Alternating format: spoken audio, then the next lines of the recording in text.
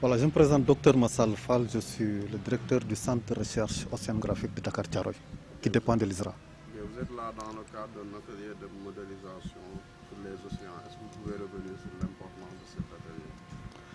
Voilà, cet atelier il est extrêmement important parce que, comme l'a dit tout à l'heure le directeur scientifique de l'ISRA dans son discours,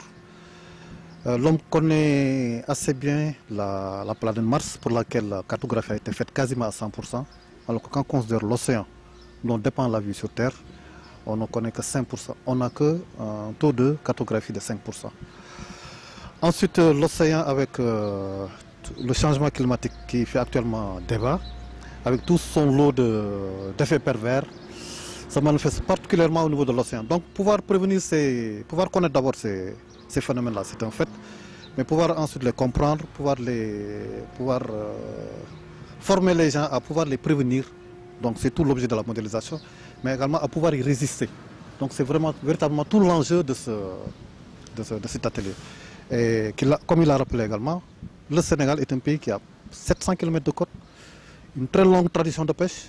Nous dépendons très fortement et quasi exclusivement des protéines d'origine halieutique. Donc je pense que cet atelier, en tout cas pour le Sénégal, revêt une importance extrêmement importante.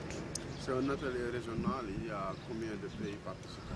Voilà, c'est un atelier régional, il y a une dizaine de pays, parce qu'il y a quand même des pays anglophones, des pays francophones, et nous avons des experts qui viennent du Moyen-Orient. C'est encore dans le cadre de ce qu'on appelle IOC Africa, c'est-à-dire le groupe C de la sous-commission de la commission intergouvernementale des océans, qui compte 11 États, dont le Sénégal.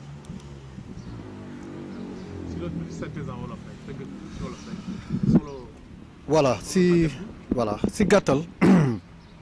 atelier bi ñu doon def nii tey jii atelier bu am solo la pour Sénégal ndax Sénégal dëkku napp la comme ni nga ko xamee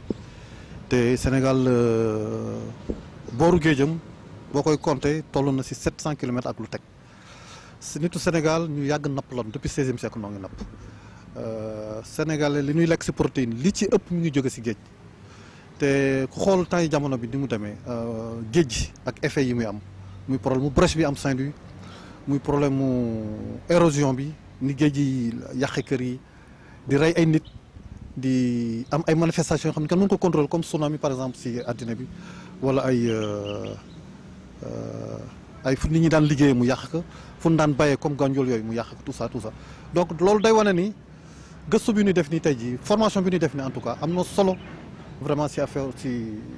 pour nit ñi parce que dafay tax nu gën xam mbiru géej dafay gën tax bu nu yàlla dimbalee nu man prévenir événement yooyu mais dafay gën tax tam aussi nit ñi bu ñu ko xamee xool yan matukaay la ñuy jël pour man prévenir événement yooyu.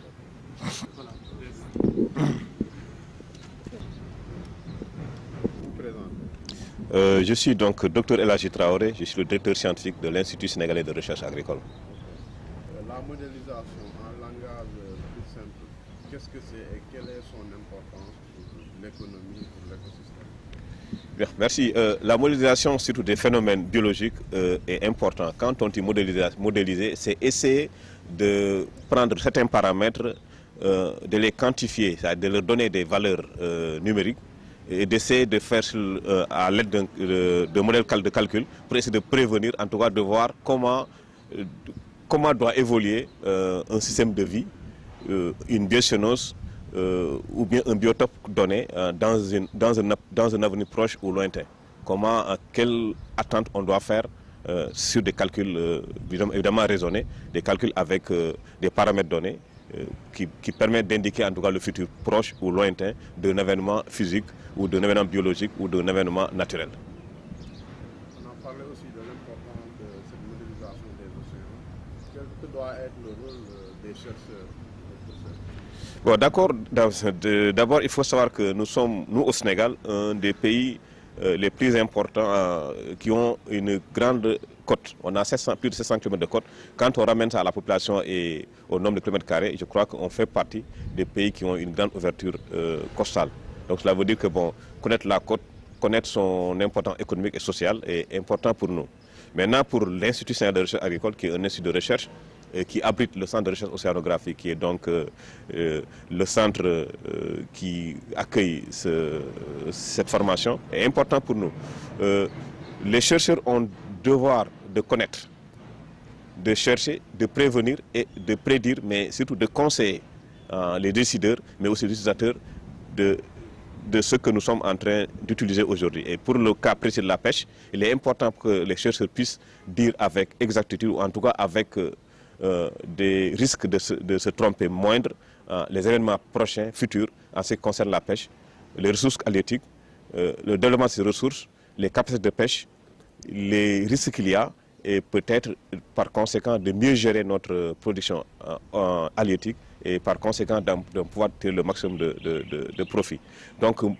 parler de modélisation au niveau de nos côtes ici au Sénégal, disons dans l'Afrique, mais comme le cours se passe au Sénégal, les exemples seront pris au Sénégal, est important pour nous chercheurs parce que ça nous permettra, si on doit émettre des projets, si on doit écrire des projets, si on doit se préparer à trouver des solutions aux problèmes qui se posent, d'avoir des modèles fiables, parce que bon, basé sur une connaissance mathématique bien fondée. waaw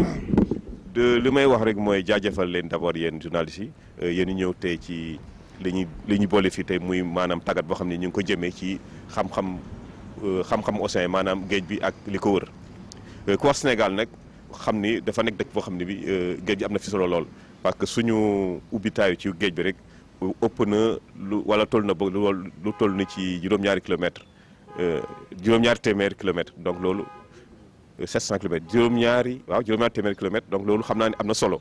donc Sénégal bokk na ci dëkk yoo xam ni seeni géej am na solo lool kon am gestu ci am ci xam-xam ba ñu mën koo jëriñoo loolu am solo la te comme ñun gestu moo ñu tax a jóg ñun ISRA gestu mooy suñu mbir donc dafa laaj suñu gestoo ñu mën a wax nit ñi maanaam nguur gi wala boog ñuy jëfandikoo comme fii affaire napp la ñu wax ñuy jëfandikoo affaire napp wala affaire géej wala ñu mu leen wax lu leer lu wóor soo tegee modélisation maanaam dañuy fexe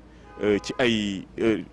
ay xam-xam mën a fexe jéem a wax li nga xam ne daal mën na am fii ak at dana géej bi dina ko toll wala dina ko nekk ba fu mu nekk ñu mën a fagaru ba lu bëri duñu bett maanaam bon mbirum yàlla moom kenn mënul prévoir yëpp mooy waaye nag soo ci xamee tuuti rek ba mën a fagaru loolu baax na ci lool te géej dafa nekk loo xam ne lii suñu xam-xam ba léegi doyagul c'est vrai que am na ci xam-xam mais des na encore parce que soo xoolee ni gëstu bi dem na ba fu mu nekk ni ay planètes yu mel ni Mars xam nañ ci lu bëri waaye géej bi dafa desee xam kon bu fekkee dañu am tàggat boo xam ne jéem na ci loolu pour gën ko xam rek loolu lu baax la suñ ko defee Sénégal nag nga xam ne du Sénégal rek mais dëkk yi ko war a fekkee tey jii ëpp na fukki dëkk muy dëkk yoo xam ne dañuy làkk anglais wala yu làkk français wala yu làkk arabe kooku kon loolu am solo la te ISRA fii maanaam Sénégal di koy organiser kon rek ñu gën a waat gërëm waa CROT xam ne ñoom ñoo tax ba lii am fii. des am na lu ma jaaxal rek parce que waa météo dama leen fi gisul. dégg nga fi parce que ci présentation. waaw comme dañu ubbi tey rek xam naa ñu ngi ñëw parce que war nañu bokk nañu formation bi parce que invité nañu leen. parce que wax affaire yi jaww wala boog prévision modélisation ak météorologie moom ñoom mënuñu ci bañ a bokk waaye invité nañu leen xam naa nag kii ñëw dafay ñu fa bokk formation bi rek xam naa dina am gàllankoor moo tax ñu ci ubbite bi waaye dina ñëw ci formation bi incha allah waaw ok.